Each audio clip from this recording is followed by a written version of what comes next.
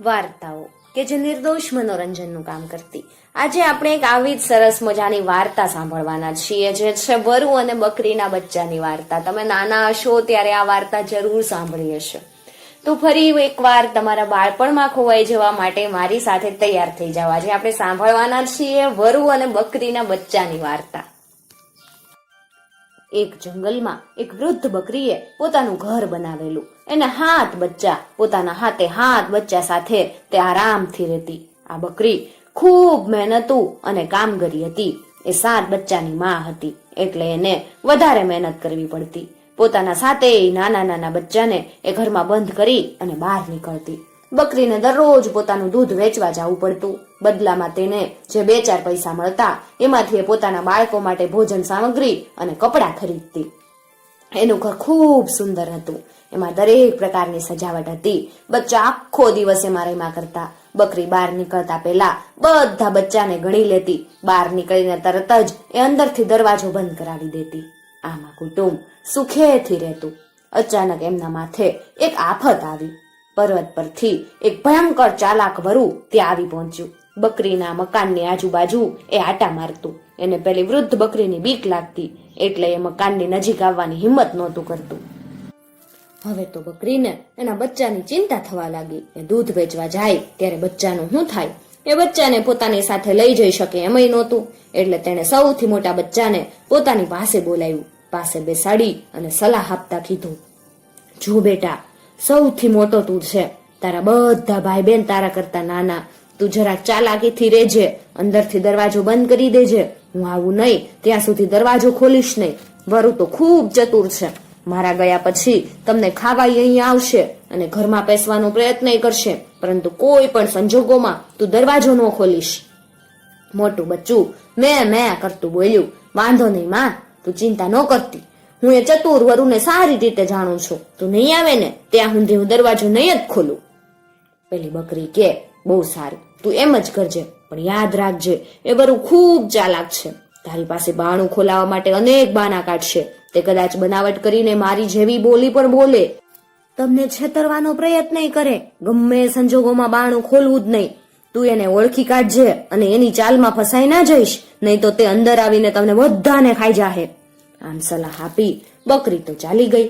મોટા બચ્ચાએ અંદરથી દરવાજો બંધ કરી દીધો. પછી બધા બચ્ચા બારીમાંથી હાથ હલાવી અને પોતાની માતાને વિદાય આપવા લાગ્યા. પેલું વરુ એક ઝાડની પાછળ સંતાઈ અને ઊભું હતું. ત્યાંથી એ બધો ખેલ જોતું હતું. બકરીના ગયા પછી થોડી વારે એ દરવાજા પાસે આવ્યું. બકરીના બચ્ચા ખાવાની આશાએ તેના મોઢામાંથી લાળ ટપકવા લાગી. એને બાણું ખખડાવ્યું. એનો અવાજ કઠોર ને કર્કશ હતો, પણ અત્યારે એ નાજુક અવાજે બોલ્યું, છોકરા, દરવાજો ખોલો, હું આવી ગઈ છું. હું તમારી માં. હવે તમારે ડરવાની જરૂર નથી. બાણું ખોલો, હું તમારા માટે સ્વાદિષ્ટ મીઠાઈ લાવી છું. નાના બચ્ચા સમજ્યા કે માં આવી ગઈ, એટલે દોડતા માને મળવા બાણા તરફ દોડી ગયા. પણ મોટું બચ્ચું એના કરતા વધારે સમજુ હતું. એને કડક રીતે દરવાજો ખોલવાની ના પાડી. પણ સૌથી નાનું બચ્ચું પોતાની માતાથી વધારે સમય જુદું રહી શકે એમ હતું નહીં. એને હઠ કરીને મોટા ભાઈને કીધું, બાણું ખોલો ને ભાઈ, માં બિચારી બહારથી બૂમો પાડે. પણ મોટા બચ્ચાએ બાણું ખોલ્યું નહીં. વરુનો અવાજ સાંભળીને બોલ્યું, તું મારી માતા નથી. મારી માતા તો સામાન લેવા માટે બજારમાં ગઈ છે વરુભાઈ. અમે તમને ઓળખી ગયા, તમે રસ્તો પકડો. વરુ નિરાશ થઈ ત્યાંથી પાછું ફર્યું, પણ તેનું મન તો અહીંયા જ હતું. બચ્ચાને ખાવાની લાલચ જતી નહોતી. અચાનક એને એક ઉપાય સૂઝ્યો. દોડતું બજારમાં ગયું. દવાવાળાની દુકાને જઈ અને મીઠો અવાજ કરવાની ગોળીઓ માંગી.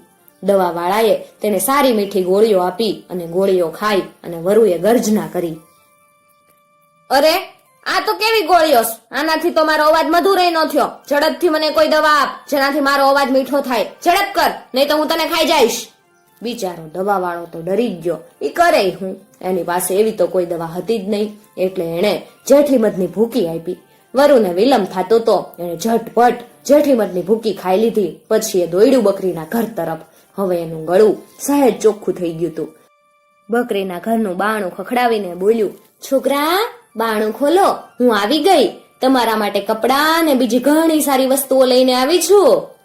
આમ કહી બાણા પર પોતાના 2 પંજા ટેકવીને એ ઊભું થઈ ગયું. પછી બચ્ચા શું કરે એ જોવા માટે બાણાની તિરાડમાં આંખ માંડી.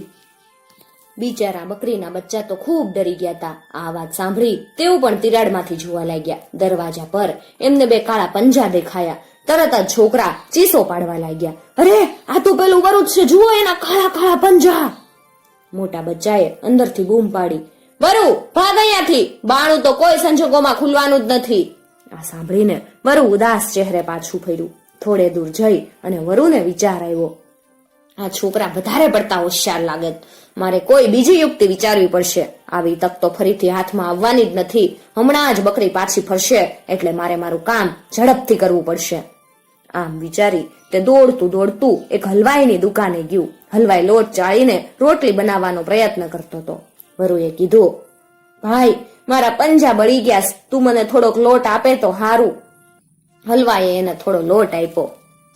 એણે એ લોટ પોતાના પંજા ઉપર લગાવી દીધો. લોટથી રંગાવાને કારણે હવે એના પંજા સફેદ લાગતા હતા. ફરી તે દોડતું બકરીના ઘર આગળ આવી પહોંચ્યું. ત્યાં આવીને એણે દરવાજો ખખડાવ્યો. બકરીના બચ્ચાએ આ વખતે પણ તિરાડમાંથી બહાર નજર કરી. આ વખતે તેને વરુના કાળા પંજાયા દેખાયા નહીં. આ વખતે વરુએ લોટવાળા પંજા બાણા ઉપર મૂક્યા હતા. બકરીના બચ્ચા એમ સમજ્યા કે આ વખતે ખરેખર માં આવી ગઈ, એટલે એમણે તો તરત કરતાકને દરવાજો ખોલી નાખ્યો. દરવાજો ખુલતા જ વરુ તો ગર્જના કરતું ઘરમાં ઘૂસી ગયું. છોકરા તો ડરીને આમ તેમ ભાગવા લાગ્યા. વરુએ દોડી દોડીને વારા ફરતી 6 બચ્ચાને પેટમાં પધરાવી દીધા, પણ 7મું સૌથી નાનું બચ્ચું એક ડબ્બામાં હંતાઈ ગયું. એના તરફ વરુનું ધ્યાન ન ગયું. હવે તો એનું પેટ ભરાઈ ગયું હતું. વળી દોડાદોડી કરવાને કારણે તે ખૂબ થાકી ગયું. એ ઘરની બહાર આવ્યું. નજીકમાં એક ઝાડ નીચે આરામ કરવા સૂઈ ગયું. થોડી જ વારમાં એ તો ઘસઘસાટ ઊંઘી ગયું. એટલામાં બજારમાંથી બકરી પાછી આવી. બાણું ખુલ્લું જોઈ એને ખૂબ નવાઈ લાગી. ડરને કારણે એનું દિલ પણ ધડકવા લાગ્યું. ઘરમાં દાખલ થતા જ એને ખબર પડી ગઈ કે ન બનવાનું બની ગયું. એણે જોર જોરથી પોતાના છોકરાની બૂમો પાડવા માંડી, પણ છોકરા ત્યાં હોય તો બોલે ને. જ્યારે એણે સૌથી નાના છોકરાનું નામ લઈને બોલાવ્યું ત્યારે એ ડરતું ડરતું ડબ્બામાંથી બહાર આવ્યું. બહાર આવીને તરત એ માતાને વળગી પડ્યું ને પૂછવા લાગ્યું, માં પેલું વરુ ક્યાંય ગયું? એ મારા બધા ભાઈ બહેનને ખાઈ ગયું. વૃદ્ધ બકરી નાના બચ્ચાને વળગી પડી. એની આંખમાંથી આંસુ વહેવા લાગ્યા. તે અત્યંત દુખી હતી. હવે ઘરમાં બેસવાનું એને મન ન રહ્યું. તે શાલ ઓઢીને નાના બચ્ચાને સાથે રાખી આમ તેમ ફરવા માટે નીકળી પડી. વરુ ખાઈ પી અને એક ઝાડની નીચે આરામથી સૂતું હતું. એ બકરીના 6 બચ્ચા ખાઈ અને આનંદથી ઘસઘસાટ ઊંઘતું હતું. તેને આ રીતે સૂતેલું જોઈ અને બકરીને ખૂબ ગુસ્સો આવ્યો. એનો બદલો લેવાનો એને વિચાર આવ્યો. સહેજ આગળ વધી એણે વરુના પેટ તરફ ધ્યાનથી જોયું. એને લાગ્યું કે અંદર કંઈક હલી રહ્યું છે. એને તરત જ ખ્યાલ આવી ગયો કે વરુએ ઉતાવળમાં બચ્ચાને સીધા જ પેટમાં પધરાવી દીધા હશે. એને ખાતરી થઈ ગઈ કે બચ્ચા હજુય વરુના પેટમાં કૂદાકૂદ કરતા હશે. વૃદ્ધ બકરી દોડથી પોતાની ઝૂંપડીમાં આવી પહોંચી. ત્યાંથી એક કાતર અને સોય દોરો લઈ આવી. પછી એણે ધીમેથી કાતર ચલાવી અને વરુના પેટમાં એક કાણું પાડ્યું. કાણું પડતા જ એમાંથી સૌ પ્રથમ મોટું બચ્ચું બહાર નીકળ્યું. એ પછી નાનું. આ રીતે એક પછી એક બધા બચ્ચા બહાર નીકળી આવ્યા. બહાર આવીને તેઓ પોતાની માની આજુબાજુ નાચવા લાગ્યા. વૃદ્ધ બકરીએ ધીમા અવાજે કીધું, ચૂપ રહ્યો, ધીમે બોલો, વરુ જાગી જશે તો મુસીબત પેદા થશે. તે પછી બકરીએ પોતાના બચ્ચાને કિનારે પરથી મોટા મોટા પથ્થર ઉઠાવી લાવવાનું કીધું. બચ્ચા દોડતા જઈ અને પથ્થર ઉઠાવી લાવ્યા. વૃદ્ધ બકરીએ અત્યંત કાળજીથી એ પથ્થરોને વરુના પેટમાં ગોઠવી દીધા. પછી ધીમેથી દોરા વડે ચામડી સીવી અને કાણું બંધ કરી દીધું. વરુભાઈ તો ઘસઘસાટ ઊંઘતા હતા. એને તો આ વાતની ખબર જ નહોતી. એ પછી બકરી પોતાના બધા બચ્ચાને લઈ અને દોડતી ઝૂંપડીમાં પાછી ફરી. થોડી વાર પછી વરુએ આંખ ઉઘાડી. બગાસું ખાઈ તે ઊભું થયું. એને પોતાનું પેટ ભારે ભારે લાગવા માંડ્યું. પોતાના પેટ ઉપર હાથ ફેરવતા ફેરવતા એ વિચાર કરવા લાગ્યું, આજે મેં વધારે પડતું ખાધું જ ને, પેટમાં 6 બચ્ચા પડ્યા ને. તે તો પોતાની ધૂનમાં આગળ ચાલવા લાગ્યું. પણ એના પેટમાં પેલા પથરા અથડાઈને અવાજ કરવા લાગ્યા. એને એમ લાગ્યું કે વધારે પડતું ખાવાને લીધે પેટમાં ગડબડ થતી હશે. તે તો જલ્દી જલ્દી ચાલીને નદીના કિનારે આવી પહોંચ્યું. પથ્થરને કારણે એ બેચેન બની ગયું હતું. એને તરસ પણ લાગી હતી. એ નીચું નમીને પાણી પીવા ગયું અને તેને સમતોલન ન રહ્યું. પથ્થરના ભારને કારણે એ ઊંધા મોએ પાણીમાં ગબડી પડ્યું. પાણીમાંથી બહાર નીકળવા માટે એણે ખૂબ ફાફા માર્યા, પણ એ નીકળી જ ન શક્યું. પથ્થરના ભારને કારણે એ તરી ન શક્યું. તે નદીના પાણીમાં ડૂબતું જ ગયું અને પછી પાણીમાં જ સમાઈ ગયું. બકરી તો પોતાના 7 બચ્ચાની સાથે આરામથી રહેવા લાગી ને પછી એમણે ખાધું પીધું